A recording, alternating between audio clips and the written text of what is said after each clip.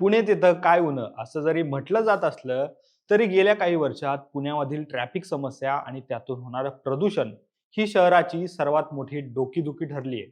मात्र केंद्र सरकारने यावर आता मोठं पाऊल उचललं आहे. या समस्येवर उपाय म्हणून केंद्रीय रस्ते वाहतूक आणि महामार्ग मंत्री नितीन गडकरी यांनी शहरातील वाहतुकीच्या समस्यावर कायमस्वरूपी उपाय करण्यासाठी आयोजित केलेल्या बैठकीत पुणे ते अहिल्यानगर या राष्ट्रीय महामार्गावर देशातील सर्वात लांब 31 किलोमीटरचा उड्डाणपूल उभारण्याच्या प्रकल्पाची माहिती दिली.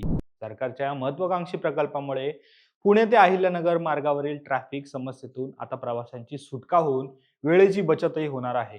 पण हा उड्डाणपूल नेमका कसा असणार आहे, तो कुठून सुरू होणार आहे, या प्रकल्पासाठी किती खर्च सरकार करणार आहे, हे सगळं समजून घेऊ या व्हिडिओमध्ये. नमस्कार, मी अरविंद आणि तुम्ही पाहत आहात महाराष्ट्र कट्टा.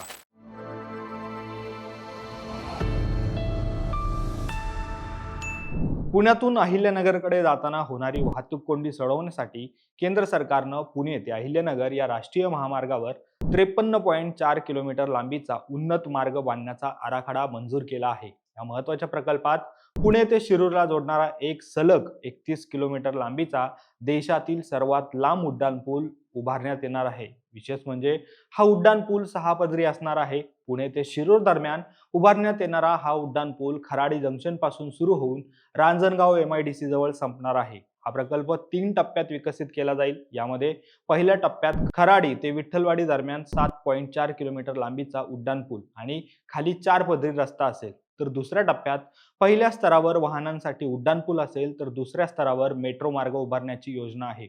आणि यासाठी सुमारे 7,514 कोटी रुपयांचा खर्च अपेक्षित आहे.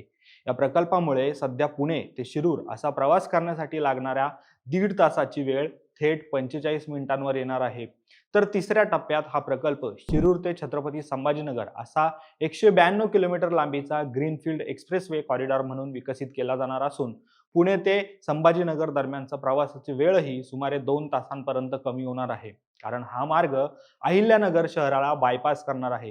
पण हा प्रकल्प उभारण्याचा सरकारचा उद्देश नेमका काय आहे? खरं तर पुणे ते शिरूर या मार्गावर मोठ्या प्रमाणात वाहतूक कोंडी होते, कारण या भागात MIDC आणि IT पार्क आहेत. त्यामुळे इथं भरमसाठ लोकसंख्या वाढली आहे. त्यामुळे रस्त्यावर नेहमीच ट्रॅफिक होते. विशेष करून खराडी, लोणीकंद, शिक्रापूर आणि रांजणगाव परिसरात दररोज मोठ्या प्रमाणावर वाहतूक कोंडी होत असते. यामुळे मोठ्या प्रमाणात प्रदूषण होतं, इंधनाचीही नासाडी होते आणि यावरच उपाय म्हणून नवीन उड्डाणपूल उभारण्यात येणार आहे. यामुळे हा प्रवास आरामदायी होईल, कमी वेळेत होईल. तर पुणे ते अहिल्यानगर या 2 शहरांमधील औद्योगिक, व्यापार आणि प्रवासाची कनेक्टिव्हिटी सुद्धा अधिक मजबूत होईल.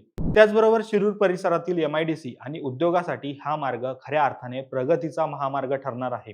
इंजिनिअरिंगचा एक अजोड नमुना या प्रकल्पाच्या निमित्तानं पुण्यात पाहायला मिळणार आहे. यामध्ये खराडी ते विठ्ठलवाडी या 7.4 किलोमीटरच्या टप्प्यात चक्क तिहेरी वाहतूक शक्य होणार आहे.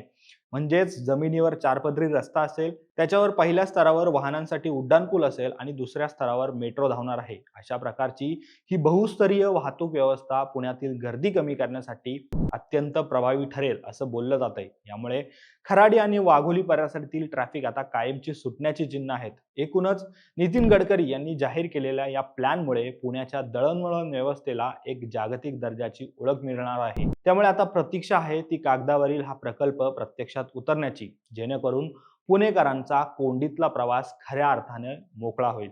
पण हा प्रकल्प पूर्ण होईपर्यंत तरी आपण सगळे काळजीने आणि सुरक्षित प्रवास करूया. दरम्यान हा माहितीपूर्ण व्हिडिओ जर तुम्हाला आवडला असेल तर व्हिडिओला लाईक करा, जास्तीत जास्त लोकांपर्यंत हा शेअर करा. तुमच्या काही प्रतिक्रिया असतील तर कमेंट बॉक्समध्ये नक्की लिहा आणि असेच माहितीपूर्ण व्हिडिओ पाहण्यासाठी आमच्या महाराष्ट्र कट्टाला तुम्ही आत्ता लगेच सबस्क्राईब करा. धन्यवाद.